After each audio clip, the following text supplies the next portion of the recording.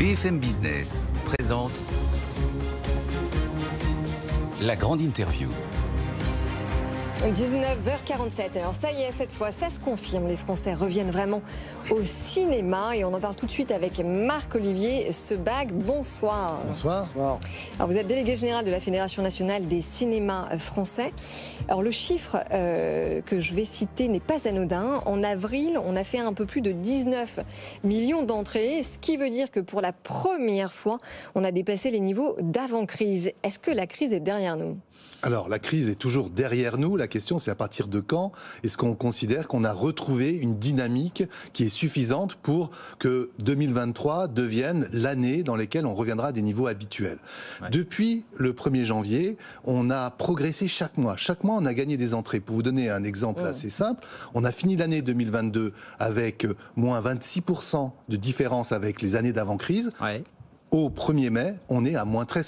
C'est-à-dire qu'on a divisé par 2 l'écart qui nous séparait des années d'avant-crise. Et même le mois d'avril, comme vous l'avez dit, est positif en comparaison. C'est très positif. Et là, ce qui nous importe, c'est la dynamique, mois après mois, film après film, pour rattraper effectivement cet écart. Et les Français font confiance au cinéma, viennent voir des films. Il y a beaucoup de films à voir de tout genre. Alors, il y avait une offre, attention peut-être sur le mois d'avril, il y avait quand même une offre pléthorique, parce qu'il y avait Super Mario effectivement qui a cartonné pour les amateurs, il y avait la sortie des Mousquetaires, il y a Donjons et Dragons, donc voilà. Et puis il y avait aussi une période de vacances sur l'ensemble du mois d'avril qui a contribué à la fréquentation des cinémas. Mais donc si on prend le début de l'année, par rapport aux années d'avant Covid, on est encore à moins 14% de fréquentation, c'est ça que ça veut dire. Mais c'est surtout un écart qui se réduit mois après mois. Donc c'est cette dynamique-là qu'on observe. Et aujourd'hui, on sait que le mois d'avril a eu une offre pléthorique et les spectateurs sont venus. Mais on ne le savait pas forcément le 1er avril. Donc on est dans une science qui est toujours a posteriori.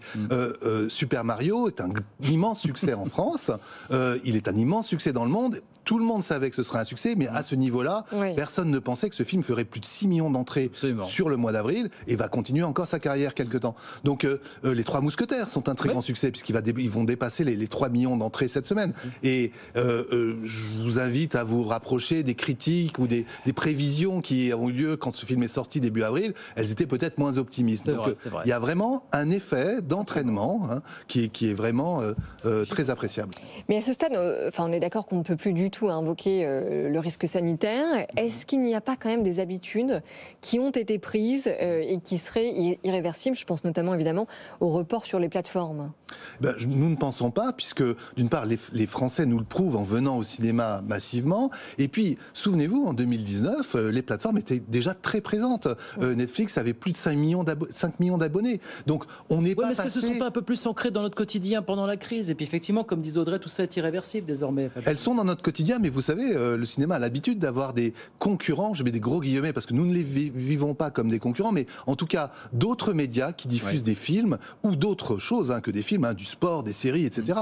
Depuis que le cinéma existe, il a vu arriver plein d'autres médias. On parle de la télévision, l'offre multichaîne, Internet, les réseaux sociaux. Tout ça, ce sont des concurrents dans le temps disponible qui permettent de faire autre chose que d'aller au cinéma et aussi autre chose que de regarder la télé. Votre pari, c'est qu'on arrivera un jour où on retrouvera les niveaux d'avant-crise en termes de fréquentation des salles. Vous le pensez, ça, Marc? Non seulement on le pense, vous le pensez vraiment, on le prouve, les chiffres sont là. Alors, donc, encore moins 14%, mais vous dites effectivement l'écart se réduit. L'écart se réduit et le mois d'avril est au-dessus et positif. Donc quand on regarde les films qui vont sortir cette année, alors on peut citer les grands films américains comme Indiana Jones, le film de Martin Scorsese, il y a eu toute l'offre qui va aussi être mise en valeur par le Festival de Cannes qui ouvre dans 10 jours. Donc nous on est très optimistes. Il y a aussi un rendez-vous avec Dune 2, la suite de Dune, le film de Denis Villeneuve. Il y a la suite des 3 Mousquetaires qui va sortir à la fin de l'année. Puis beaucoup de films à réessai, beaucoup de films pour tous les publics. Nous, ce qui nous rassure par rapport, et ce qui nous encourage par rapport à ce que vous dites, c'est qu'on voit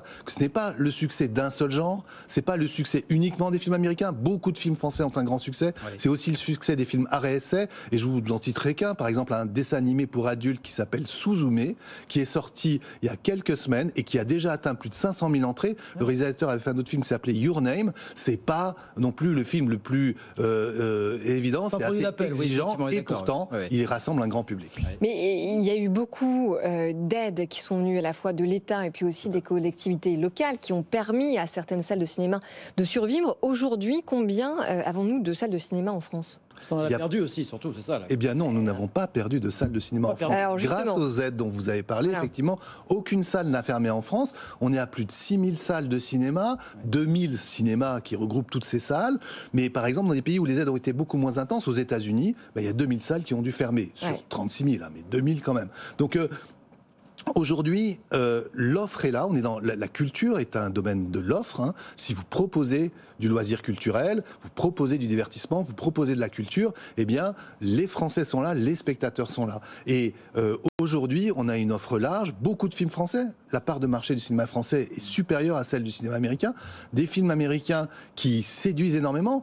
Même si Super Mario, le film, hein, donc j'y reviens, a été fabriqué en France, dans sa grande majorité, dans des studios qui sont dans la région parisienne, eh bien, tout ça fait que c'est un cocktail, un mélange qui séduit les spectateurs. On parlait des VOD, évidemment, désormais incontournables. Il y a toujours un sujet autour d'une évolution de la chronologie des médias. Vous avez vu que Disney fait un lobbying terrible depuis des mois et des mois pour remettre à plat encore tout le système, encore et toujours. Est-ce qu'il y a une crainte pour vous que la chronologie des médias vous soit encore plus défavorable finalement dans cette tendance que vous signalez, elle est désormais derrière nous, puisqu'il y a eu des changements, des opportunités différentes que les studios ont prises.